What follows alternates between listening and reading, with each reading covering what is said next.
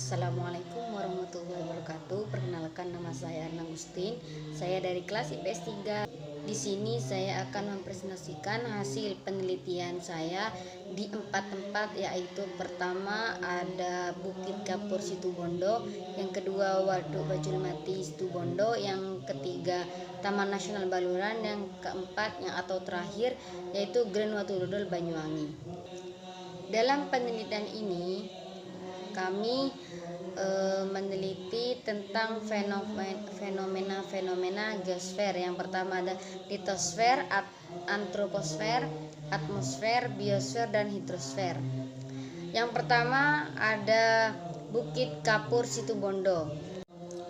Dalam pelajaran ilmu geografi, kita terlebih dahulu harus mengenal apa itu geografi.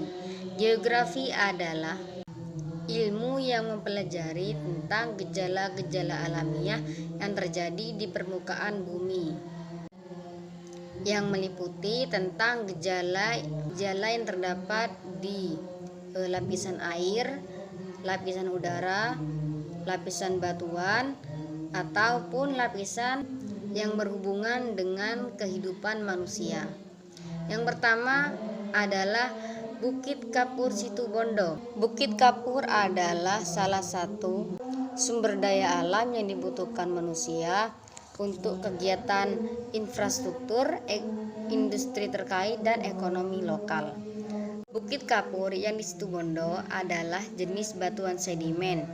Batuan sedimen adalah jenis batuan yang terbentuk oleh endapan dan sedimentasi yang terjadi di dalam air, terdiri dari mineral kalsit dan aragonit.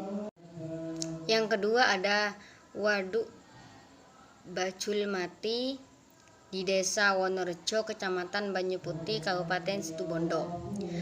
Waduk adalah salah satu sarana pemanfaatan sumber daya alam sebagai penyimpan dan penyedia air, baik sebagai bahan baku air bersih maupun irigasi. Dalam proses atau pembangunan Waduk Bajul Mati, yaitu digunakan untuk menampung air sungai, air hujan. Waduk ini terletak di antara dua kabupaten, yaitu Situbondo dan Banyuwangi. Kondisi sekitar adalah kawasan hutan yang lebat, dinamakan Bajul Mati karena dekat dengan desa dan sungai Bajul Mati. Di sana ada daerah aliran sungai. Yang pertama ada hulu, tengah, dan hilir. Daerah hulu adalah asal mula aliran sungai yang biasanya dari pegunungan atau perbukitan. Daerah tengah adalah bagian tengah, biasanya daerah relatif rendah.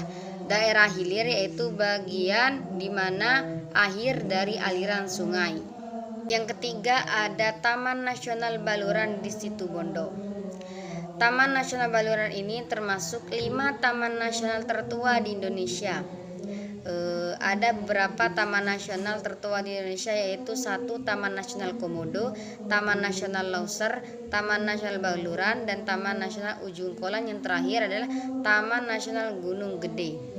Taman nasional digunakan sebagai suatu pelestarian alam yang memiliki ekosistem asli, dikelola oleh sistem zonasi yang dimanfaatkan untuk tujuan penelitian, ilmu pengetahuan, pendidikan, menunjang budidaya, pariwisata, dan rekreasi. Keberagaman flora dan fauna di Taman Nasional Baluran sangat banyak. Di sana dapat dilihat yaitu luasnya padang savana bekol, kerbau, rusa, monyet, dan hewan atau satwa-satwa yang jarang kita temui di lingkungan kita. Di Taman Nasional Baluran tak lupa dengan keindahan bawah laut di Pantai Bama dan hutan mangrove, yaitu di sekitar Pantai Bama untuk mencegah erosi pantai, dan juga tempat ikan-ikan kecil yang berlindung di bawah pohon mangrove.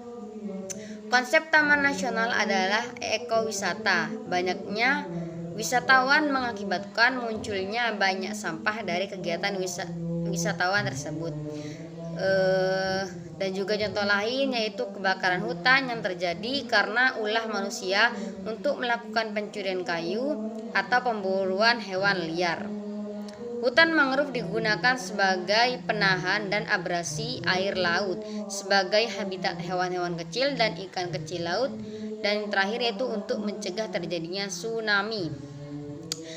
Dan di sana terdapat Candi Bang dan peninggalan gua Jepang di Taman Nasional Baluran, yaitu terletak di samping pintu masuk gerbang. Dan gua Jepang dibangun untuk mengintai pasukan sekutu dan sebagai bunker atau menyimpan senjata dan makanan milik Jepang. Dan yang terakhir yaitu ada Selat Bali dan Grand Watu Dodol, Desa Bangsring, Kabupaten Banyuwangi. Perairan laut di sekitar Grand Watu Dodol yaitu sebagai pesisir pantai, yang dimana di sekitar Grand Watu Dodol tersebut terdapat pelabuhan kapal, aktivitas perdagangan, pariwisata, dan rekreasi. Selat Bali merupakan pemisah antara Pulau Jawa dan Pulau Bali. Di selat ini memungkinkan terjadinya interaksi melalui jalur pelayaran transportasi kapal di pelabuhan. Di sana sering terjadi angin darat dan angin laut disebabkan karena dekat dengan pantai.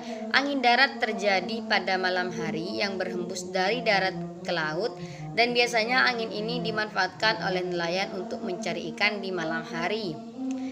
Yang kedua ada angin laut. Angin laut ini terjadi pada siang hari yang berhembus dari laut ke darat. Biasanya angin ini dimanfaatkan oleh nelayan untuk kembali ke daratan dan pelayaran mencari ikan.